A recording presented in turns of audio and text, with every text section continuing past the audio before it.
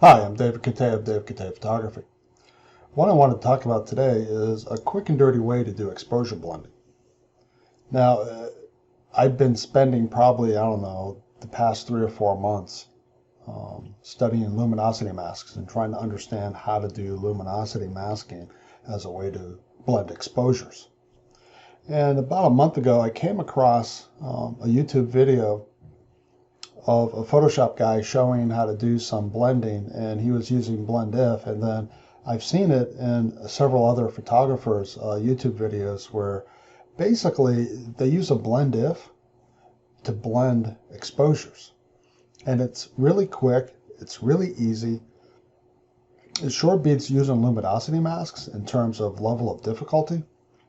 Now you're still going to want to use luminosity masks to do the fine point detail contrast to bring in parts of an exposure because it's darker or whatever, or to darken light. You know, you're still going to use luminosity masking for those kinds of things.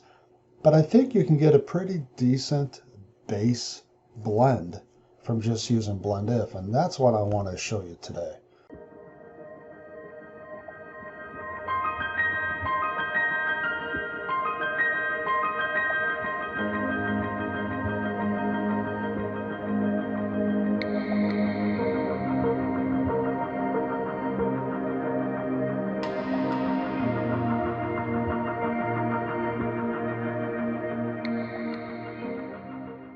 So what I have here is I have two images here that I've got selected that I took at Valley of Fire State Park, which is just north of Las Vegas, Nevada. And I did this mid-February, just before the coronavirus really kind of became the big thing. So I was out and about.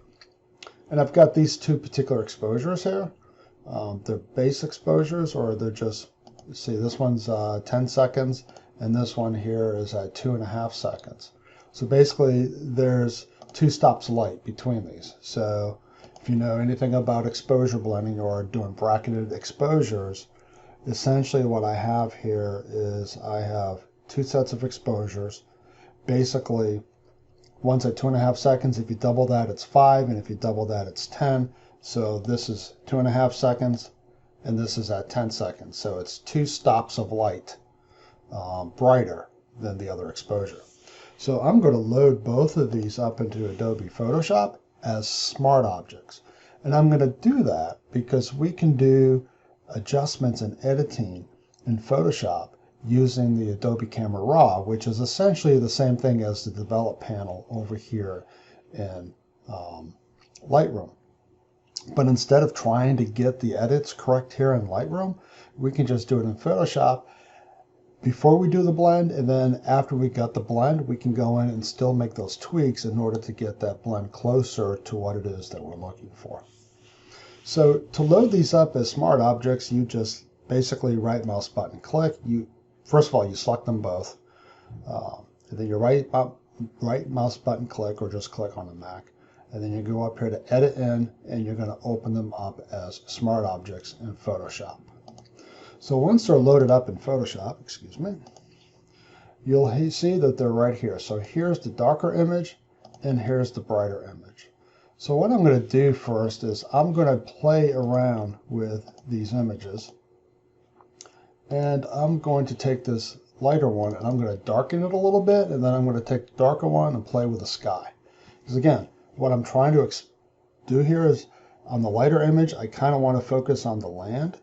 I want to get the sky so the sky is not totally white, has a little bit in there, but I'm really focused more on the land. On the darker image, I'm going to be more focused on the sky. So in this particular image, I've got Profile Adobe Landscape, which is what I usually do. I've got, not sharpening, I don't want sharpening. Where's my lens correction? I've got my custom lens correction, so we're all set there. So we're back in here.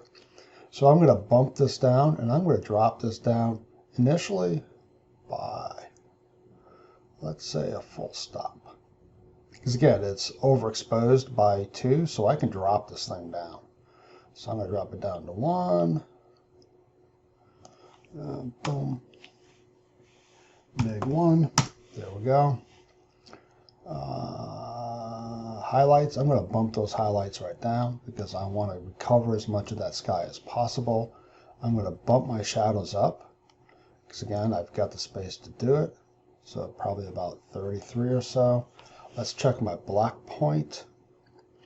Hold down the Alt key and then click, and you can move the slider and see where your black points are. So let's move this over to about 20, negative 20 for a black point. And then let's see where our white point is. Yeah, we don't want too much white, so +8 for white point. I'm going to add a little bit of texture in here. And I'm doing it because, well, this landscape has a lot of texture to it. It's got a whole lot of texture in there, and so by doing that, it will bring out a little bit of that texture. Clarity is at 20, and my vibrance is at 20. I happen to like a lot of vibrance. Now, one thing that I do know about doing these blend-if blends is that if you bump up the contrast, you're going to end up with a much better blend. So I'm going to initially start, and it seems high, but I'm going to go up to about 30 from my initial contrast. And it looks really gritty here, but it's going to look better once it's all blended. So that's my light. And there we go. So now I'm going to go to my dark, and I'm going to play with this one a little bit. Double click on there, open it up in Adobe Camera Raw. Again, I'm going to brighten up my exposure, probably by about a full stop, because I can, because I have enough latitude there. I'm going to drop my highlights right down. Actually, I might not drop my exposure down. Let me keep my exposure down to normal because I want that sky. And I'll do it my shadows instead. There we go. And my whites. Where's my whites? There's my whites. Okay, where's my blacks? There's my blacks. I'm going to do, again, texture at 10. And clarity, I'm going to do clarity at 10. And my vibrance at 10. And I'm changing my color scheme there to, there we go. This is not as dark as I would like it. So maybe I just drop the exposure down even more. Maybe I drop it down by a full stop. Let's see what that does. Again, this is all part of experimentation. So that's my dark.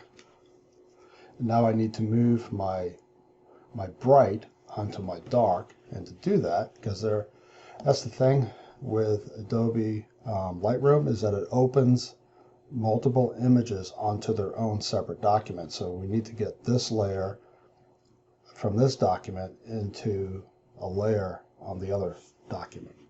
So to do that, I'm going to come over here, I'm going to hold down my Shift key and hold it, and then I'm going to click with my left mouse button and grab that layer and bring it up to where I want to put it and drop it right in the middle. And then while holding the Shift key, just let go of my mouse button. And there we go. So there's my bright and there's my dark. So now comes the magic. And what I do here is I'm going to double click over here, not on this icon representation of this image, not on the naming of the image, but as far over to the right as I can on that highlighted, and my layer style box is going to pop up.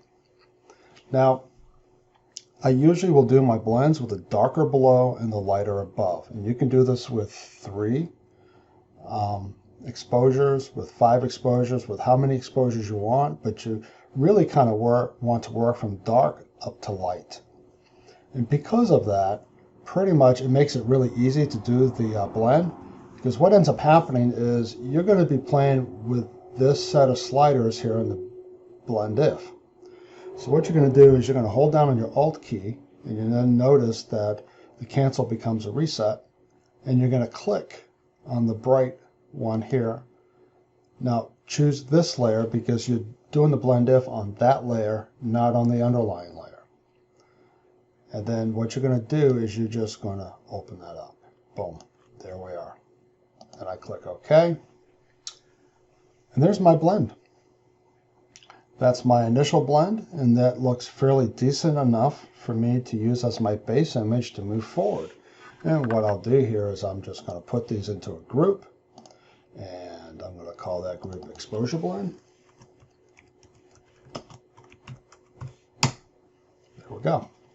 And that is my base exposure blend. And now I can go ahead and I can do all kinds of edits on this. I know for one thing, I want to darken these mountains back here. I also know that there's a little bit of halo right here because of the blending. I can get rid of that through a little trick that I've learned. And we've got a little bit of halo right over here. You can see that little bit of white right there. There's a way that we can remove that, and that'll be a different video for a different time. There's high pass low. Well, there's a high pass filter that I can apply set for low details and a high pass filter for higher details, so I can get more details out of this particular image. There's lots of detail possibilities here, sharpness possibilities. There's a lot of possibilities here in terms of dodging and burning. There's a lot of fissures here, which is just a wonderful place to do some burning, some dodging in there to darken those up. And then we got places here where the sunlight is kissing the rock, right along here and right along there. And these bright spots here that I can lighten up using dodging and burning. There's a lot of things. I can darken that sky, which I definitely would want to darken that sky. But this is a good basis from which to begin. And then you can begin to go on and do those other edits. I wanted to show you what this picture looks like when I got done with it. And that's what this third image over here is. So here's this image. And then here's the finished image. So here's the blended image.